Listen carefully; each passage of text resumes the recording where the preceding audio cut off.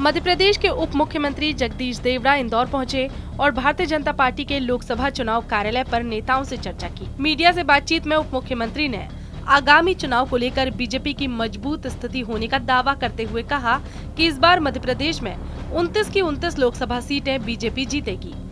मोदी सरकार की योजनाओं और दूरदर्शिता के चलते आज देश ने तरक्की की है, जो कांग्रेस राज में नहीं हुई थी।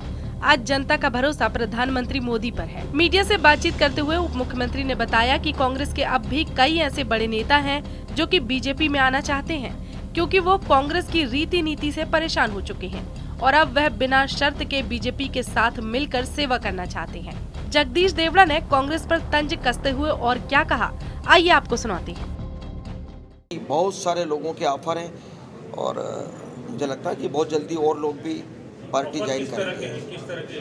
पार्टी ज्वाइन करने की बिना शर्त वो आएंगे। उनको लगा कि भारतीय जनता पार्टी के नेतृत्व में वास्तव में काम हुए, बहुत बड़े बड़े काम हुए। सबका साथ, सबका विकास, सबका विश्वास, सबका प्रयास, इस परिकल्पना को पूरा करने का काम अगर हिंदुस्तान की धरती पर किसी पार्टी ने किया तो वो भारतीय जनता पार्टी ने किया। सबसे बड़ा काम जो धारा 370 समाप्त करने का हुआ है। कश्मीर से कन्याकुमारी भारत एक है, लेकिन विधान दो, प्रधान दो, सारी चीज़ें अलग थी, इसलिए उस धारा को हटाने का काम भी बड़ा किया। 3 तलाक कानून समाप्त किया। अयोध्या में प्रभु श्री राम के मंदिर का निर्माण करने का काम, जब सारे हिंदुस्तान के लोग नारा लगाते थे कि सौगंध राम की खाते हैं, मंदिर भव्य बनाएंगे, मंदिर वहीं बनाएंगे, और हिंदुस्तान की धरती पर जहां मर्यादा पुरुषोत्तम राम ने जन्म लिया हो वहां भी संघर्ष करना पड़ा, हमारे कई नौजवानों को बलिदान देना पड़ा। तो इससे बड़ा दुर्भाग्य नहीं हो सकता है कि हमारे देश में, हमारे ही यहाँ पर राम का मंदिर बने जहाँ जन्म हुआ। इससे बड़ी और क्या बात हो सकती है। लेकिन 22 जनवरी को पूरे हिंदुस्तान में दीपावली मनाई गई। यशस्वी प्रधानमंत्री जी के उपस्थिति में प्राण प्रतिष्ठा का आयोजन हुआ। पूरे देश में खुशहाली थी। मुझे लगता है कि बहुत बड़े बड़े काम और विकास की बात करें तो चाहे वो सड़कों के मामले में हो, पूरे हिंदुस्तान में जाल बिछा, वो 8 लाइन की बात हो, फिर चाहे वो जहाँ सड़कों का हो, रेलवे स्टेशन का हो, एयरपोर्ट का मामला हो, और भी जितने डेवलपमेंट हुए और मूलभूत आवश्यकताओं की पूर्ति। आज तक कांग्रेस में देश की आज़ादी के 75 साल के बाद लगातार 60 साल तक मुझे लगता है कांग्रेस ने राज किया, लेकिन मूलभूत आवश्यकताओं की पूर्ति, गरीब आदमी के बारे में कभी उन्होंने विचार नहीं किया। हम सब विचार करेंगे तो लाखों परिवार आसमान के नीचे, खुले आसमान के नीचे ज़िंदगी जीने को मजबूर थे। वो रेलवे स्टेशन के किनारे, गंदे नालों के किनारे कीड़े मकोड़े की तरह लोग अपनी ज़िंदगी बिता रहे थे और आसमान के नीचे प्लास्टिक की सीट लगा करके वो ज़िंदगी बिताते थे। आज तक मुझे नहीं लगता कभी कांग्रेस के लोगों ने विचार किया हो कि उस गरीब आदमी के माथे पर भी छत का प्रबंध होना चाहिए। मैं धन्यवाद दूंगा नरेंद्र मोदी जी को, पूरे देश की जनता, कि उन्होंने कम से कम ये संकल्प लिया और उन्होंने कहा कि 2024 तक हम हिंदुस्तान की धरती पर कोई भी गरीब आदमी ऐसा न रहेगा जो खुले आसमान के नीचे रहेगा, उसके माथे पर छत का प्रबंध होगा। और केवल एक मकान देकर के उन्होंने काम समाप्त नहीं किया। उन्होंने उज्ज्वला योजना के तहत हर गरीब से गरीब के घर में जहां प्रधानमंत्री आवास थे उनको गैस के चूल्हे के कनेक्शन देने का काम किया, शौचालय का प्रबंध किया। कोई बीमार हो जाए तो आयुष्मान भारत में आयुष्मान कार्ड उन्होंने दिया, जो इसमें 5 लाख की गारंटी मोदी जी ने गरीब आदमी को दी।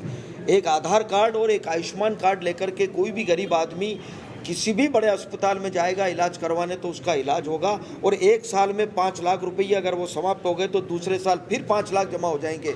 मुझे नहीं लगता कि आज तक ऐसे गरीब लोग जिनके पास 500 रुपये का इंतजाम भी नहीं होता है, ये काम मोदी जी ने ही किया।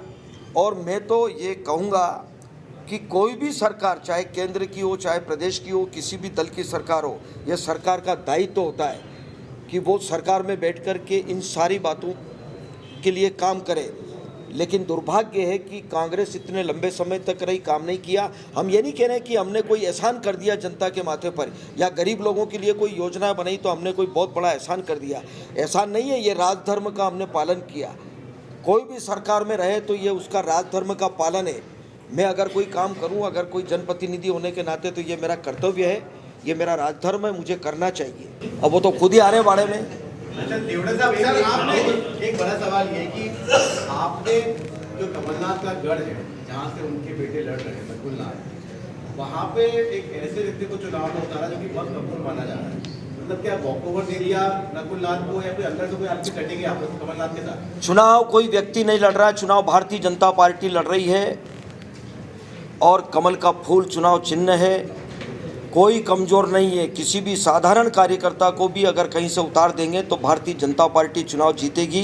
नरेंद्र मोदी जी को प्रधानमंत्री बनाने के लिए और कोई विचारधारा के लिए, कोई लक्ष्य प्राप्त करने के लिए हम चुनाव लड़ रहे हैं। कोई कार्यकर्ता हमारा छोटा बड़ा कार्यकर्ता नहीं है, वो कार्यकर्ता महत्वपूर्ण है जो लड़ रहा है। पूरी पार्टी लड़ रही है और पूरी ताकत के साथ चुनाव लड़ रही है पार्टी। हाँ, मैंने कहा भाई नहीं, कुछ नहीं हो रहा है, कुछ नहीं हो रहा है, लेकिन हमने कहा कि भाई पूरी पार्टी एक है, हमारा पूरा परिवार, हम सब मिल करके काम करेंगे, पूरी ताकत से करेंगे, कोई नहीं है ऐसा।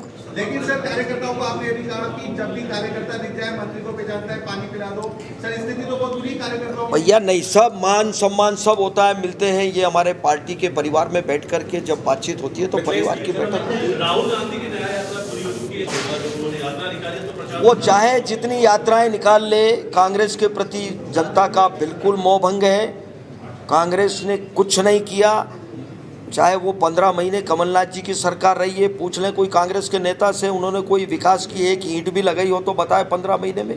कुछ नहीं किया। मुझे नहीं लगता कि कोई विकास का काम किया। 15 माह बैठने के बाद कुछ नहीं। 10 साल दिग्विजय सिंह जी उस समय बैठे थे, अब उस बात को मैं नहीं दोहराता, लेकिन 10 साल वो बैठे थे, 1 घंटा बिजली नहीं मिलती थी, आज 24 घंटे बिजली मिल रही है। पानी नहीं मिलता था उस समय, सड़कों का बेहाल था उस समय, सिंचाई का प्रबंध नहीं था। आज बहुत बड़ी सिंचाई योजनाएं चल रही है, तालाब हैं, स्टॉप डैम है, जल जीवन मिशन में एक घर में नल से शुद्ध पीने का पानी पिलाने का प्रबंध कर रहे हैं। अरे सरकार 60 साल रही कांग्रेस, कोई मैदान में आकर के जब वो मंच पर बैठे तो जरा हिसाब तो बताए। ये तो प्रजातंत्र है भाई, जो सरकार में बैठे हैं उनको जनता के सामने हिसाब बताना चाहिए। हम हिसाब बता रहे हैं भारतीय जनता पार्टी का। अटल जी बैठे तो उस समय क्या काम हुए, मोदी जी 10 साल रहे, हमने क्या काम किए, मध्य प्रदेश में सरकार रही, हमने क्या काम किए, ये प्रजातंत्र में जनता के सामने उनको बताना चाहिए। देश का नेतृत्व किसके हाथों में हो, इस बात का फैसला देश की जनता करेगी। और सबको ये भरोसा है कि जो यशस्वी प्रधानमंत्री नरेंद्र मोदी जी के मार्गदर्शन में, नेतृत्व में, जो देश का मान सम्मान और स्वाभिमान जो विश्व में बढ़ा है और जो उन्होंने काम किए हैं वो अभूतपूर्व काम किए हैं। इसलिए उनकी जो गारंटी है उस पर सारे देश के लोगों को भरोसा है।